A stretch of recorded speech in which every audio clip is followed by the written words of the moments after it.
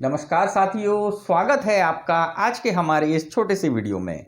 दोस्तों, जैसे कि हमने हमारे पूर्व वाले वीडियो में आपके साथ चर्चा की थी कि भाई एमपी एडीपीओ की तैयारी जो है, इंटरव्यू की तैयारी जो है कैसे की जाए। तो हमने आपको शेयर किया, आपके साथ चर्चा की कि भाई इंटरव्यू की तैयारी के लिए जो आप डेली न्यूज़पेपर पढ़िए। न्यूज़पेपर में भी आप जो इंटरनेशनल नेशनल लेवल की खबरें हैं, मध्य प्रदेश की जो विशेष खबरें हैं उनको आप अच्छे से पढ़िए। इसी के साथ साथ जो आर्टिकल वाला पोर्शन होता है न्यूज़पेपर में, जो है संपादकीय होती है, उसे आप जरूर पढ़िए। इसी के साथ साथ हमने आपको यही भी कहा था कि आप सब्जेक्ट का भी अध्ययन कीजिए। अब कई लोगों का ये प्रश्न है कि सर सब्जेक्ट में क्या पढ़ें, आईपीसी में, सीआरपीसी में, एविडेंस में, इंटरव्यू के लिए क्या पढ़ें। तो देखिए, यहाँ पर आप मोटी बात को समझिएगा कि इंटरव्यूअर का पर्पस जो है आपका नॉलेज टेस्ट करना, वहां पर आपका उसका पर्पस नहीं है। उनका पर्पस है आपकी पर्सनालिटी को जज करना। तो ऐसी स्थिति में वो आपसे जो भी आईपीसी में पूछेगा, वो आपसे चर्चा, आपसे डिस्कस करने, आपसे बात करने के लिए वह क्वेश्चन जो है आपसे पूछेगा। जैसे मान लीजिए, जैसे कि उसने जो है आईपीसी का सेक्शन 299 पूछा कि आईपीसी की सेक्शन 299 में बताइए। तो आप केवल इतना बता देंगे कि भाई इसमें जो है आपराधिक मानव वध है, तो यहां तक आपका उत्तर सही है। लेकिन विश्वास मानिए कि अब इसके अंदर वो एंटर करेगा, आपसे इस पर डिस्कस करेगा, इसके अंदर जाएगा और भी कई सारी चीजें जो है इसमें पूछेगा। इसी प्रकार से कोई सा भी टॉपिक है, वह आपसे टू द पॉइंट आंसर ना चाहकर आपके साथ डिस्कस करने के लिए, आपके साथ बातचीत करने के लिए, मतलब बात को समझिएगा, जो क्वेश्चंस आपसे पूछे जाएंगे उनका एक ही जो है उद्देश्य है कि आपसे बातचीत करना, एक माध्यम बन जाएगा बातचीत करने का। तो इसी पर्पस से जो है एग्जामिनर जो है इंटरव्यू में आपसे जो है क्वेश्चन पूछता है, लॉ से संबंधित, आईपी से संबंधित, जो भी सब संबंधित।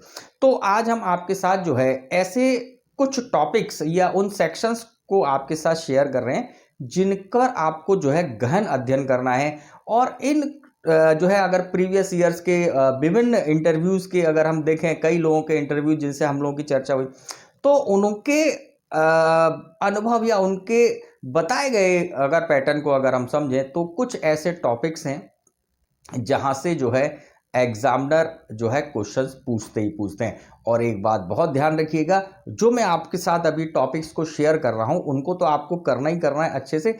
इसी के साथ साथ जो करंट में जो कह सकते हैं बहुत ज़्यादा रूमर्स में या न्यूज़पेपर में बहुत ज़्यादा टॉपिक्स आ रहे हैं, या आईपी संबंधित जो सेक्शंस पर डिस्कशन हो रहा है, उनको आपको बहुत डीपली पढ़ना है और उस पर डिस्कस करने के कैपेबिलिटी डेवलप करनी है।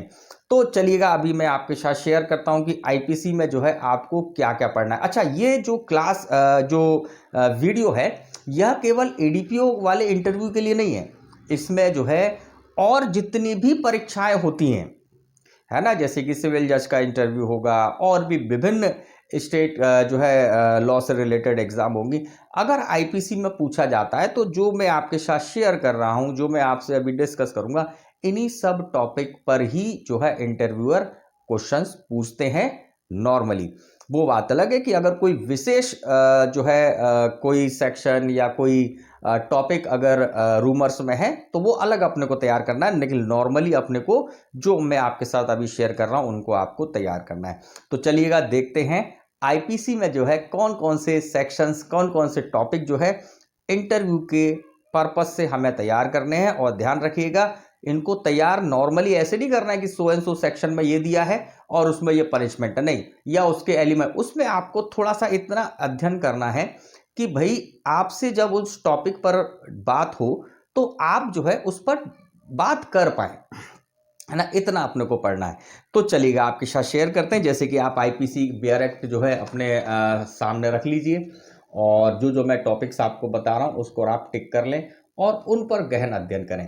तो सबसे पहले देखें सेक्शन 2, 3 एंड 4, जो कि हमारी भारतीय दंड संहिता का एक्स्ट्रा टेरिटोरियल और इंट्रा टेरिटोरियल जुडिक्शंस के बारे में बताता है। तो इस पर भी चर्चा हो सकती है, तो इसको आप बहुत ही अच्छे से पढ़िए। फिर इसके बाद आईपीसी का जो चैप्टर 2 है, उसमें जो सेक्शन 11 है, व्यक्ति शब्द, देखिएगा अपराध कौन करता है, अपराध व्यक्ति करता है। मतलब कि अपराध के लिए व्यक्ति एक आवश्यक तत्व है। तो यहाँ से भी, इससे भी आपसे थोड़ा डिस्कस हो सकता है कि व्यक्ति की अवधारणा कहाँ से आई, आईपीसी में व्यक्ति की परिभाषा क्या दी गई है, व्यक्ति से तात्पर्य क्या है, ये सारी चीज़ें।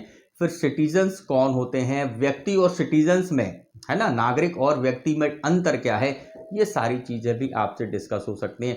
इसी के साथ साथ एक चीज़ और ध्यान रखिएगा, जैसे कि अपराध के आवश्यक तत्व और अपराध के जो है चरण, है ना, स्टेप्स जो ऑफ क्राइम, ये भी जो है आपसे इस पर भी डिस्कस हो सकता है, तो इनको भी आप डीपली पढ़ के चलिएगा।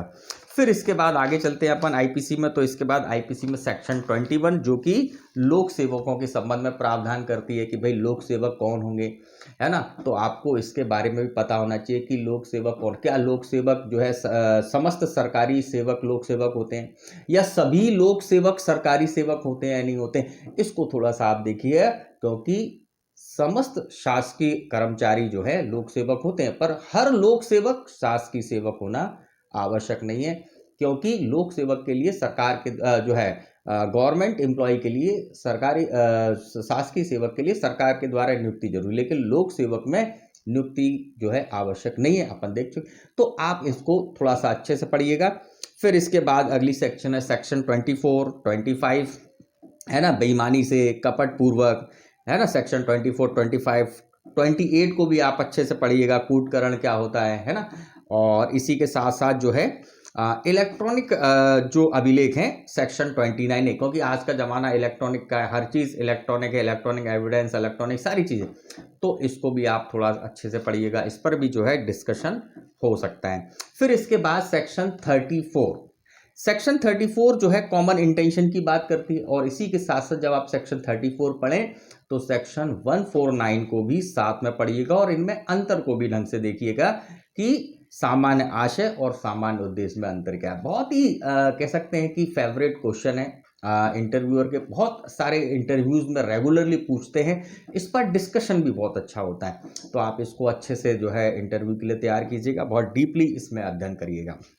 फिर इसके बाद अगला हम देखें सेक्शन 39 जो कि स्वेच्छा की बात करता है। तो भाई कोई व्यक्ति कोई कार्य को स्वेच्छा करता है तो वो उसी का कार्य माना जाता है, तो यह भी एक डिस्कशन का टॉपिक है, इसको भी थोड़ा सा आप जो है आपके पास जो भी कमेंट्री की बुक्स हैं उस पर आप पढ़िएगा।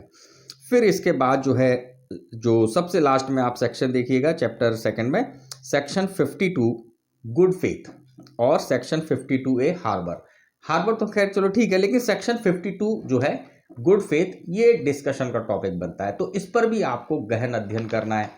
फिर इसके बाद हम चैप्टर 3 पर आए, तो चैप्टर 3 में सेक्शन 53, भाई दंड कितने प्रकार के होते हैं, कौन कौन से दंड भारत में प्रचलन में है। फिर इसके बाद मृत्यु दंड दिया जाना चाहिए, नहीं दिया जाना चाहिए, बहुत सारे इस यहाँ पर क्वेश्चंस अराइज होते हैं, एग्जामिनर जो है इस पर आपसे डिस्कस कर सकता है। फिर इसके बाद जो है सेक्शन 57 दंडाविधियों की भिन्न वगैरह, तो ये तो कॉमन क्वेश्चंस रहेंगे। फिर इसके बाद एकांत परिरोध, तो एकांत परिरोध जो है सॉलिटरी कन्फाइनमेंट, एकांत परिरोध या सॉलिटरी कन्फाइनमेंट देने के पीछे क्या उद्देश्य होना चाहिए। वैसे सॉलिटरी कन्फाइनमेंट आज भारत में जो है नहीं दिए जाते हैं, देखने में नहीं आ रहे हैं, कोई भी न्यायालय नहीं देता है, पर इनके हमारी आईपीसी में इसको इन सेक्शंस को रखने के पीछे क्या उद्देश्य था, सॉलिटरी कन्फाइनमेंट जो है किस तरह से दिए जाते हैं, ये सारी चीज़ें भी जो है आप एक बार जरूर देखिएगा।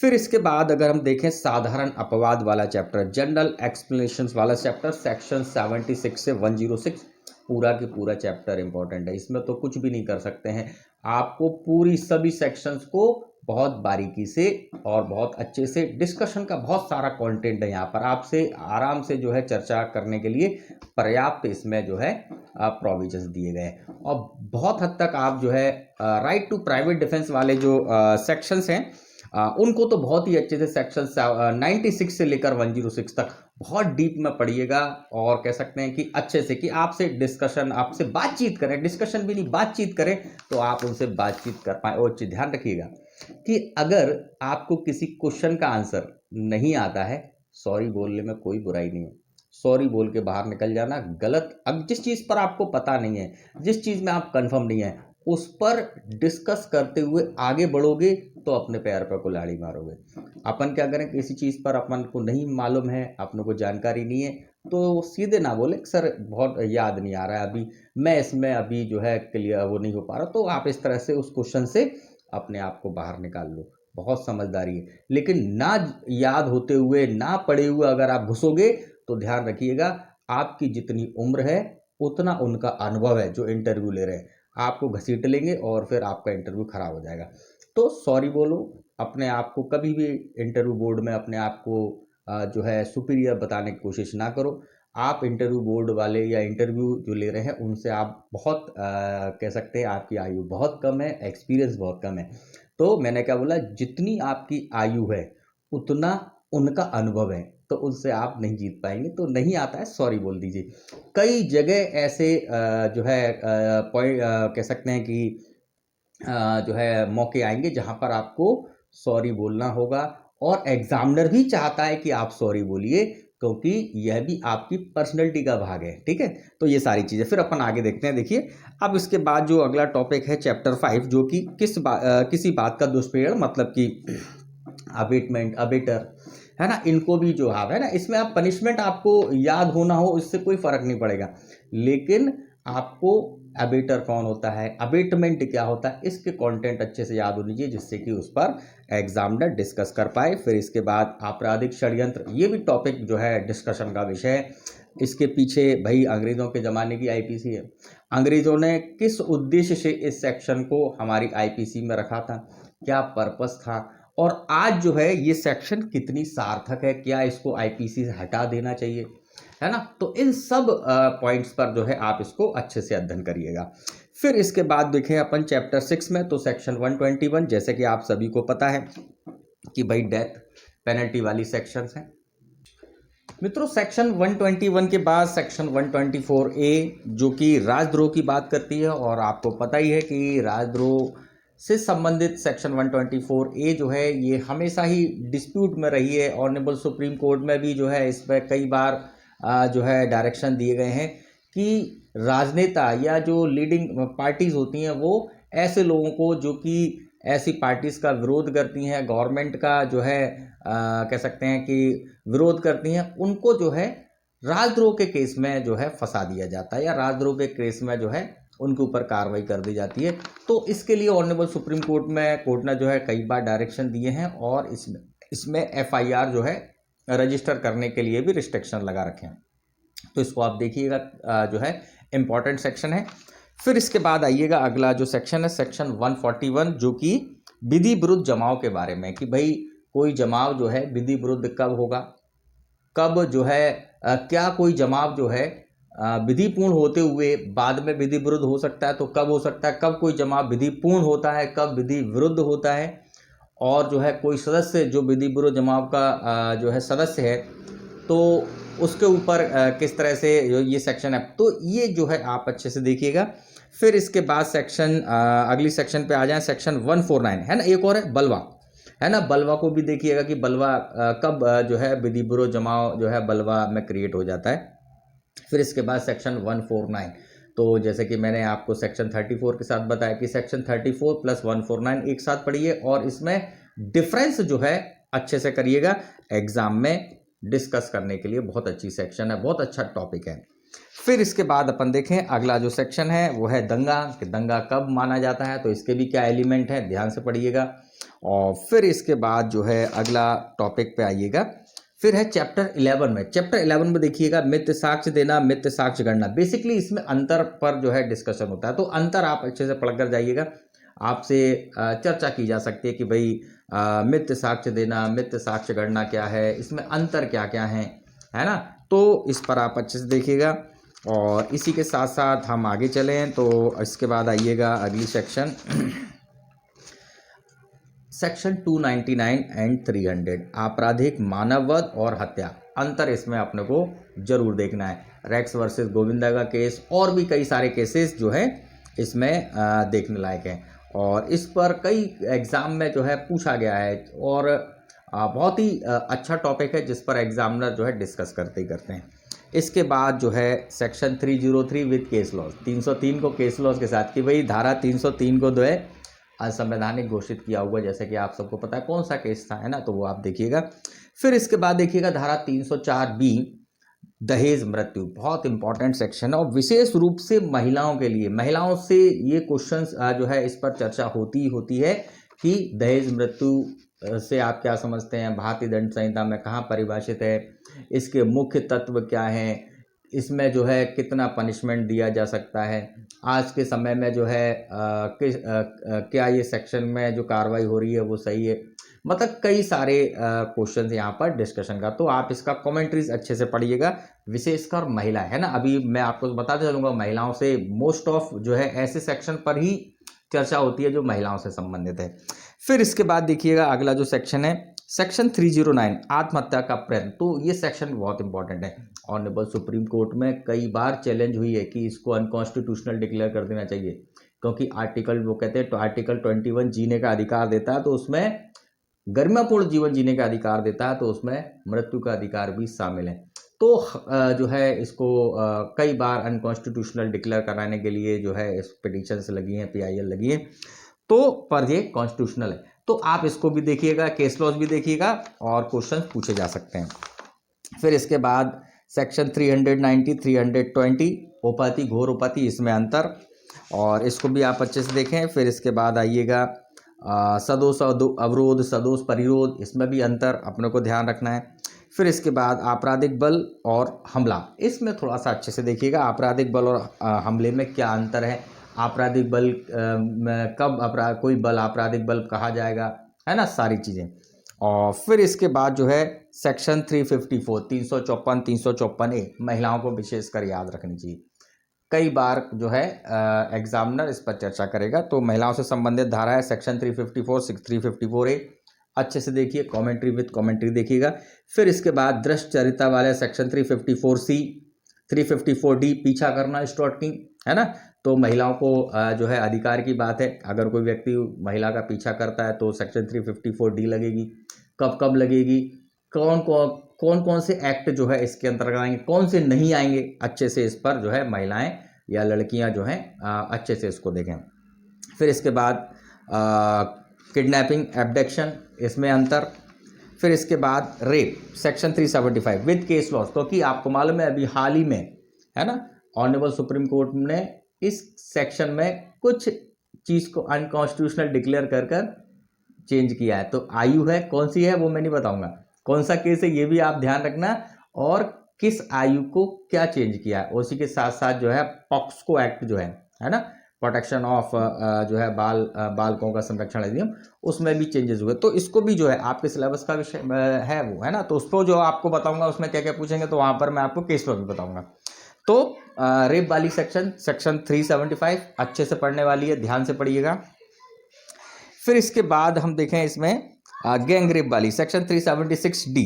बेसिकली मैं आपको बताऊं सेक्शन 375 से 377 पूरा ही अच्छे से पढ़िए, इस पर महिलाओं से और पुरुषों से सभी से डिस्कस होगा, है ना। तो आराम से इसमें इतना कंटेंट निकलता है कि आपसे चर्चा की जा सकती है। फिर इसी के साथ साथ जो है 377 में बहुत इंपॉर्टेंट, इसमें LGBT वाले मेंबर, ये जरूर ध्यान रखिएगा, केस जरूर पढ़ के जाइएगा, है ना। बहुत ही महान कलाकार हैं LGBT का जिन्होंने एक केस लगाया था, है ना। मैं यहाँ पर केस का नाम नहीं बताऊंगा, वो आप ढूंढिए, आप देखिए, नहीं मिले तो कमेंट करो और मैं आपको बताऊंगा कौन सा केस है ना। पर बहुत ही अच्छा केस है जिसमें LGBT मेंबर्स जो समूह हैं उनके मेंबर के लोगों को सेक्शन 377 से बाहर कर दिया गया, लेकिन कुछ रिस्ट्रिक्शंस के साथ, कुछ बाउंड्रीज के साथ। तो वो आप ध्यान रखिएगा, इसको भी अपने को अच्छे से पढ़ना है। फिर इसके बाद देखिएगा सेक्शन 378 चोरी की परिभाषा, चोरी जो है सारे कंटेंट एलिमेंट देख लीजिएगा कि चोरी कब बनेगी, क्या मेन तत्व हैं। फिर इसके बाद उद्यापन, है ना, एक्सटॉर्शन। बेसिकली देखें तो चैप्टर 17 में एक क्वेश्चन बहुत रेगुलरली मैक्सिमम एग्जाम में पूछा जाता है, चोरी, उद्यापन, लूट, डकैती, इनमें अंतर बताइए। चोरी, उद्यापन, लूट, डकैती, इसमें जो है अंतर पूछा जाता है, और ये बहुत ही फेमस क्वेश्चन है मैक्सिमम एग्जाम में। सिविल जज के कई सारे हमारे स्टूडेंट बता के सर ये पूछा था, ADPO के कई सारे एग्जाम्स में जो है रेगुलरली पूछा गया है। तो चोरी, उद्यापन, लूट, डकैती, इनके परिभाषाएं, परिभाषा के बाद अंतर अच्छे से पढ़ना, और इस पर भी आपसे पूछताछ होगी, बातचीत होगी, चर्चा होगी। और इसके बाद देखिएगा छल 415, इसको भी आप अच्छे से देखें। फिर इसके बाद अगला आइएगा सेक्शन 441 से लेकर इसको अपन देखें सेक्शन 446 तक, है ना। आपराधिक अतिचार, गृह अतिचार, प्रच्छन्न गृह अतिचार, रात्रि प्रच्छन्न गृह अतिचार, गृह भेदन, रात्रि गृह भेदन, इन सब सेक्शंस को भी आप अच्छे से पढ़िएगा। इनके मेनली एलिमेंट पढ़िएगा। देखिए जितनी भी सेक्शंस मैंने आपको बताई, एलिमेंट आप इनको ध्यान रखिएगा, और डिस्कशन भी आपसे एलिमेंट में होगा। और एग्जामिनर, क्योंकि मैंने आपको बताया जितनी आपकी आयु है उतना उनका अनुभव है, तो आपसे बहुत डीप में चर्चा नहीं करेंगे। वो आपसे अपेक्षा यही रहेगी कि कम से कम स्टूडेंट को, जो कैंडिडेट है, उसको आवश्यक तत्व सारे पता हों, जिससे कि जो है वो जब पोस्ट पर जब जॉब करेगा, काम करेगा, तो अच्छा कर पाए। तो आवश्यक तत्वों पर आप थोड़ा सा बारीक नज़र रखिएगा। सभी आवश्यक तत्व जो सेक्शंस के हैं वो आपको पता होना चाहिए। और एक बात मैं बार बार बोल रहा हूँ, आपकी जितनी उम्र है, इंटरव्यू लेने वालों का उतना अनुभव है, तो वह आपसे उसी तरह से ट्रीट करेंगे कि आप उनके लिए जो है अभी पायनियर बच्चे हो, तो वो आपको इस तरह ट्रीट करेंगे। तो बहुत अंदर घुसकर नहीं पूछेंगे, बहुत डीप नहीं पूछेंगे। और अगर आपसे कभी कोई ऐसा क्वेश्चन पूछ भी ले जिसका आपको उत्तर नहीं मालूम, हाथ जोड़ के सॉरी बोल लो, सर मुझे इसके बारे में अभी याद नहीं आ रहा है ना। ऐसे डायरेक्ट नहीं बोलना कि मुझे नहीं पता, अभी याद नहीं आ रहा है, अभी जो है रिकॉल नहीं हो रहा है। इस तरह से उस क्वेश्चन से बाहर निकल जाओ। सॉरी बोलना यहाँ पर गलत नहीं होगा। और एक इंटरव्यू में अगर एग्जामिनर चाहे तो आपसे 1000 सॉरी बुलवा सकता है, तो सॉरी बोलने में कोई बुराई नहीं है। सॉरी बोल दो, नहीं आता तो बाहर निकल जाओ, वहाँ ज़्यादा अड़ो मत।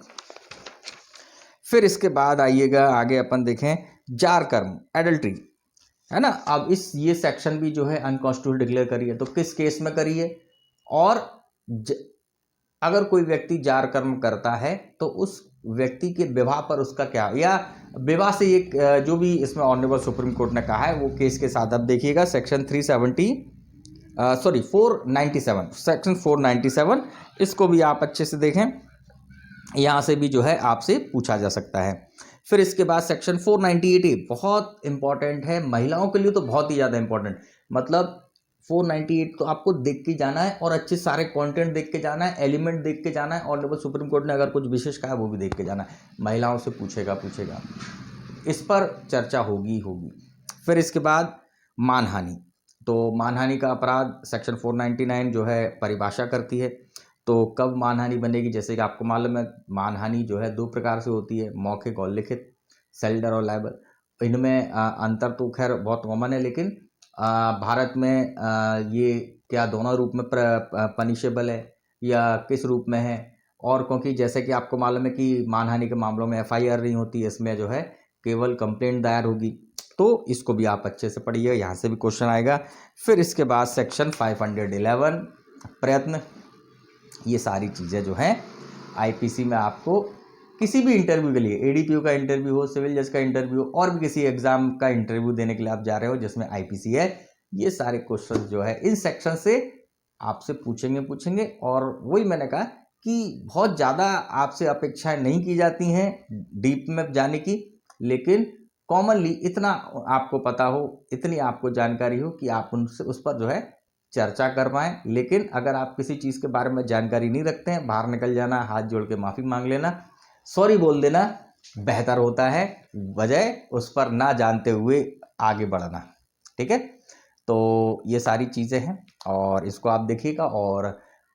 और भी जो सब्जेक्ट हैं जैसे कि एविडेंस, जैसे कि अगला जो वीडियो होगा मोस्ट ऑफ एविडेंस या CRPC पे होगा, वहाँ पर भी आपके साथ शेयर करेंगे कि कौन कौन सी सेक्शंस, क्या क्या पॉइंट्स जो है किन किन चीज़ों पर आपसे डिस्कस हो सकता है इंटरव्यू में।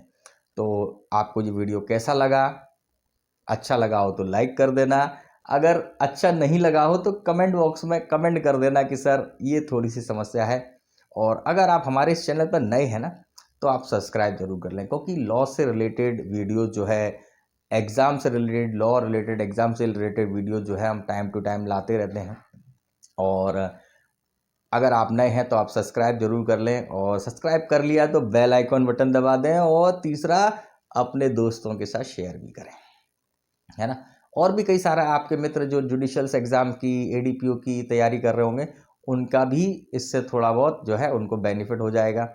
और जो है आप इसको शेयर भी करें, और आपके कोई डाउट हैं, कुछ चीज़ आप जानना चाहते हैं तो आप कमेंट कर सकते हैं, उसका रिप्लाई हम हर संभव अथा जो है हो सकेगा ज़रूर करेंगे। तो होती है मुलाकात आपसे हमारे नेक्स्ट वीडियो में। नमस्कार, जय हिंद, जय भारत। और एक आखिरी में एक टैगलाइन कि हारता वही है जो अपने आप को हारा हुआ मान लेता है। तो लड़िए और जीतिए। नमस्कार।